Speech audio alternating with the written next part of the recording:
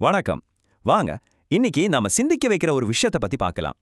Doctor Y லிவிங்ஸ்டோனோட இந்த வரி கேட்க சிம்பிளா இருந்தாலும் இதுக்குள்ள நிறைய விஷயம் இருக்கு. வாங்க உள்ள போய் பார்ப்போம். முதல்ல இந்த வரியோட முதல் பாதிய பார்ப்போம். அதிகமா நடிக்க தெரிஞ்சவன் பக்திமான் ஆகுறான். பாருங்க, இங்க நடிக்க தெரிந்தவன் என்ற வார்த்தை ரொம்ப முக்கியம். இது ஒரு திறமைய தவிர குணம் இல்ல. அப்போ அந்த நடிப்புக்கு என்ன பரிசு கிடைக்குது? பக்திமான்னு ஒரு பட்டம். அப்போ பக்திங்கிறது வெறும் நடிப்பா? நம்ம சமூகம் தோற்றத்தை வச்சு எப்படி ஒரு முடிவுக்கு வருது பாருங்க. சரி, அப்போ இந்த நாணயத்தோட மறுபஸ்தம் என்ன சொல்லுதுன்னு பார்க்கலாம். இப்போ இங்க வர்றவர் யாரு? சமூகத்துக்காக நடிக்க தெரியாத ஒருத்தர், ஒருவேளை உண்மையா இருக்க நினைக்கிறவர்.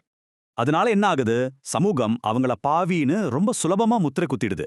அப்போ பாவம்னா தப்பு பண்றது மட்டும் இல்ல, சரியா நடிக்க தெரியாம இருக்கிறது கூட பாவம்தான் போல. இப்போ இந்த ரெண்டு பேரையும் ஒண்ணா வச்சு பார்ப்போம். அப்பதான் விஷயம் என்னன்னு கரெக்டா புரியும். ஒரு பக்கம் நல்லா நடிச்சதுக்கு பக்திமான்னு பட்டம் கிடைக்குது, இன்னொரு பக்கம் நடிக்க தெரியாததுக்கு பாவின்னு முத்திரை குத்தப்படுது. சரி, இது எல்லாத்தையும் சேர்த்து பார்க்கும்போது நமக்கு என்ன தோணுது? இந்த ஒரு வரி நாம நல்லது கெட்டதுன்னு போடுற கணக்கே தலைகீழா மாத்துது இல்லையா?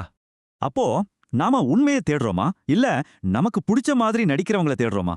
இது யோசிக்க வேண்டிய கேள்வி.